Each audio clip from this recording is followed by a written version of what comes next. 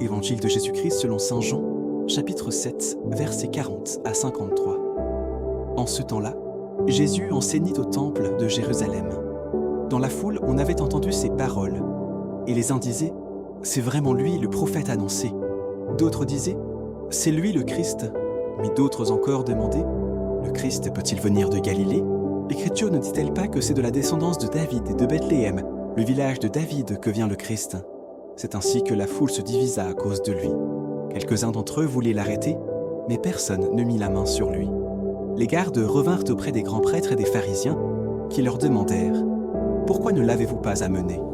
Les gardes répondirent « Jamais un homme n'a parlé de la sorte. » Les pharisiens leur répliquèrent « Alors vous aussi, vous vous êtes laissés égarer ?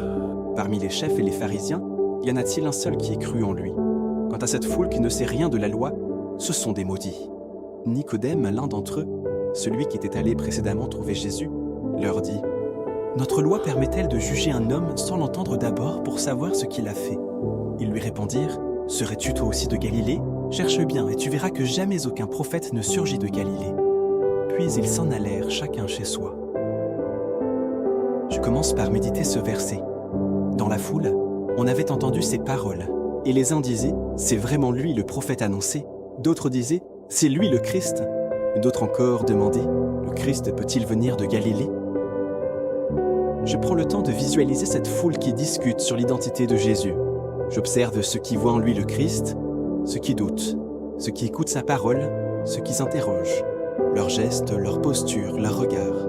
Je regarde en quoi je me retrouve parfois dans les uns et parfois dans les autres.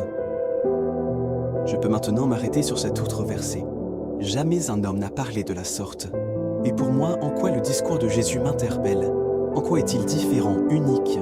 Je peux faire mémoire d'un verset, d'une parole de Jésus que j'ai pu lire ou entendre et qui me touche particulièrement. Je termine en méditant ce dernier verset. Notre loi permet-elle de juger un homme sans l'entendre d'abord pour savoir ce qu'il a fait? Reconnaître Jésus, c'est déjà se mettre à son écoute, se mettre dans la disposition de pouvoir l'entendre. Je peux prendre dès à présent 1 minute de silence. Qu'il choisisse de me parler ou non maintenant, je lui montre dans tous les cas que je désire me mettre à son écoute. Pour conclure, je remercie le Seigneur pour ce moment passé avec lui et pour ce qu'il m'a enseigné. Belle journée et à demain.